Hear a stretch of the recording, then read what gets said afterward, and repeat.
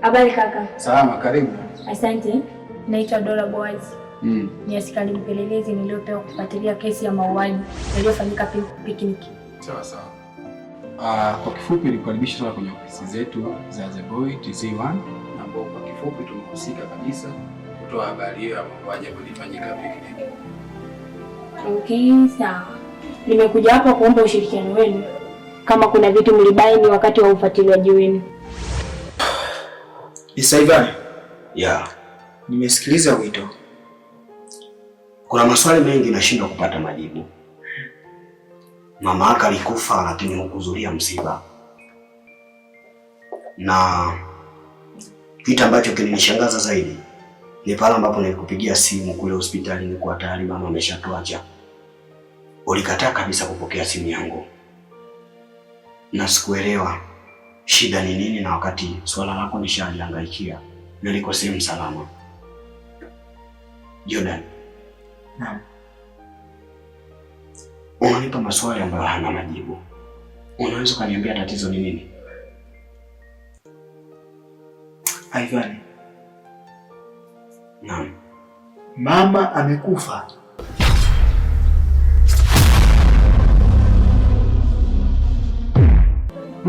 Siwezi kukupa majibu ya moja kwa moja kwa sababu sisi kama ofisi ya habari tulihakikisha tunapata habari za awali ambazo ni kweli tuligundua mauaji yamefanyika kwenye eneo hilo, lakini undani zaidi wa habari ile nafikiri jukumu zima kabisa kiongozi, kama utapata bahati ya kuwasiliana naye, angekupa ushirikiano zaidi, lakini timu yangu bado inaendelea pia kufanya kazi ili kuhakikisha inapata habari kwa undani zaidi.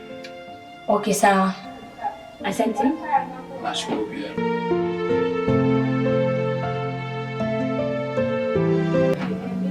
Namba unayopiga haipatikani kwa sasa. Tafadhali jaribu tena baadaye.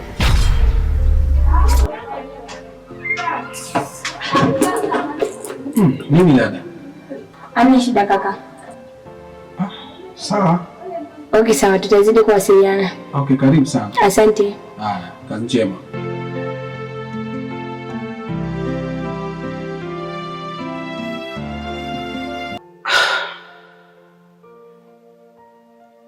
Ivan, hebu kuwa mkweli.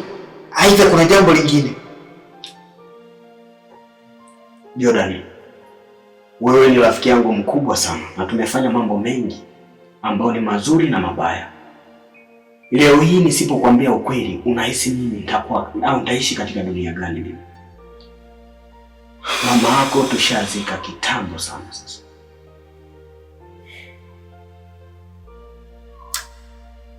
Ivan, nini kilimuua mama yako?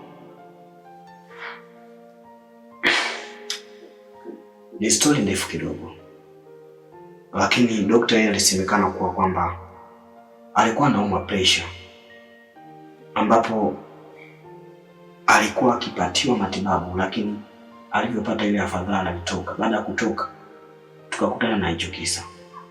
Kwa sijui kitu kikubwa zaidi ya wewe mwenye familia. Sasa ndio nikuulize kaka, kwanza nataka nikupe pole. Hamna kitu kilichoniumiza kama kumpoteza mama, hata kama niliishi naye kwa ubaya, lakini niliuma sana. Ivan, mimi kuna maisha yangu na imani nitajuta. Kwa nini mama amekufa bila kuniachia neno lolote mimi? Jordan, rafiki yangu, mimi katika maisha yangu sijawahi kuwa na mama, na hiyo sentence huwa ninaitumia mara nyingi sana kila nikikutana na mtu. Nimeishi kwa shida tofauti na wewe ndugu yangu ambaye ulikuwa na mama. Cha ajabu ulishindwa kutambua wakati na muda unaokufaa kumsaidia mama, lakini leo hii unalia kwangu eti unalia. Haiji akilini Jordan.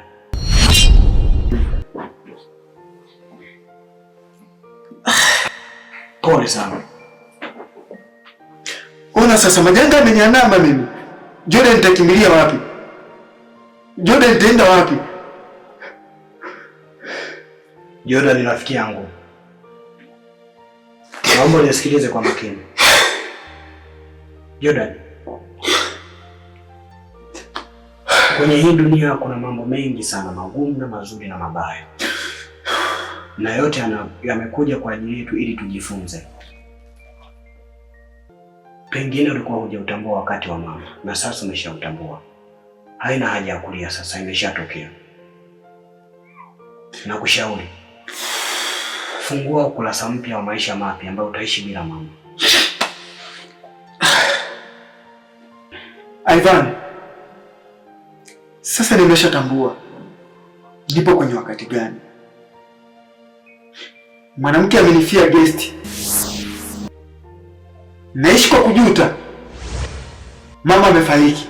Sasa mimi ni nani kwenye jamii? Nitaeleza nini mbele za watu? Acha nitumie pesa, itaficha madhaifu yangu, na pesa ndio jeuri yangu. Niache niende. Jordan,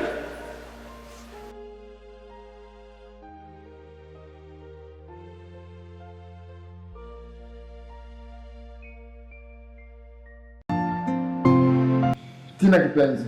Naam. Niseme tu asante kulingana na hatua tuliyofikia sasa hivi. Maana kufanya ujenzi na mimi tangu tulipoanzia, cha kwanza ni kushukuru kwa ushirikiano wako, kwa sababu tumeshirikiana kwa kila gharama pande zote. Na wewe nikushukuru pia. Jambo la kumshukuru Mungu. Umeona? Sio mbaya. Kwa hapa tulipofikia na palipobakia ni kazi ndio, sababu pia tujipsa mumo juu na piga rangi humu ndani. Kikubwa zaidi tuseme tu nakushukuru sana. Mimi nakushukuru kwa kweli. Kwa maisha yangu ndio maana nakupenda. Asante, na wewe nakupenda pia. Sasa kama napita ni barabarani au naingia afu niko na uchebe na mimi nasema kweli. Anajua Tina anafanya kazi, unajua? Baby. Naam. Wewe unanionaje? Kiufupi sijaanza kukuona leo. Na ndio maana sijawahi kuchoka kusema kuna neno mimi napenda kulitumia sana. So God wishes we can live long time. Amen. Umeona? Kuna fomu mchungaji alinipa. Inahusiana na nini jamani tena? Kwako hapa. Yenyewe inahusiana na nini? Ifo mbana ya sasa kuna mkutano gani mtakuwa nao kanisani? Nani nao mnajikuta wasigu hadi kanisani? Si ni msibu wa kwa michango hiyo. Michango tena. Sijaweka msito kwa. Taikumbuka bana. Sasa unanipiga sana. Mtavimba kichwa sasa. Unaweza ukawa unaumia alafu ujue. Wewe nakupiga ili ubongo ukae sawa. Unanipiga hapa nitavimba mama. Ili ubongo ukae sawa.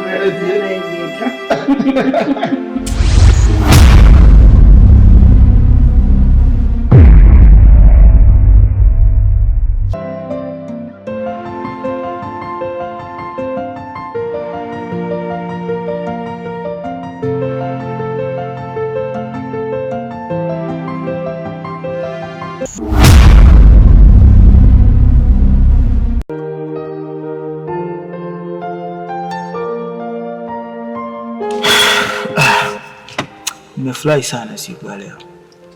Na niseme tu nimeenjoy. Nimeenjoy pia. Hivyo basi ungekuwepo toka mwanzo, yani kabla, nilikuwa nishatata kitambi. Usijali. Ulisema unaitwa nani? Naitwa Dora. Dora. Jina zuri sana. So, yani kiufupi nimependa, ingawa ni mara ya kwanza, lakini ni kitu ambacho kimenifanya ni enjoy sana. Na naimani tutafanya mazuri zaidi. Usijali, kwa hilo ondoa shaka kabisa. Naitwa Ronaldaja. Naitwa Dora. Well. So, niingia kwenye ufalme wa Ronaldaja.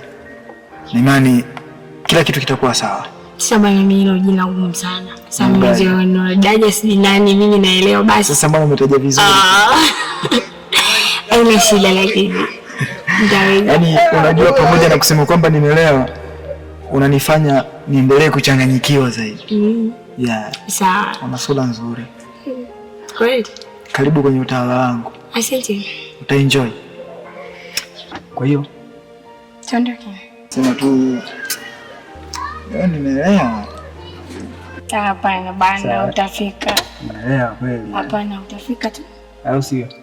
Basi haina shida. Ukishinda nakupokea. Nikishindwa? Nakupokea.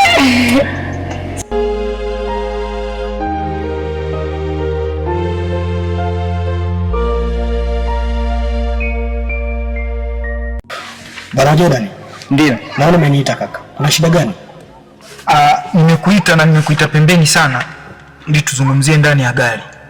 Kwa sababu kuna vitu ambavyo unaweza kuvifanya hadharani na vikakuingiza mazingira tatanishi. Ivan. Naam. Kwa sasa hali yangu unavyoona iko tofauti sana. Shida nini ndugu yangu? Tofauti na maisha ambayo tulikuwa tunaishi hapo mwanzo. Sasa hivi umekuwa ni mtu ambaye yani umebadili mfumo mzima wa maisha. Shida nini ndugu yangu? Kaka, mfumo wangu wa maisha umebadilika sana. Kwenye biashara zangu haziendi. Mambo yangu kila nikijaribu kufanya hayaendi, afu sijui kwa nini na ni kitu gani kimenivuruga. Hivyo maduka yangu yamebaki na mali kiasi sana. Kwa nini nataka nitaifishe zile duka, nibadilishe kwa sababu nililipia miaka 5. Sasa imebakia miaka 3 ili kodi yangu iishe. Sasa ni pesa yenye thamani kubwa sana.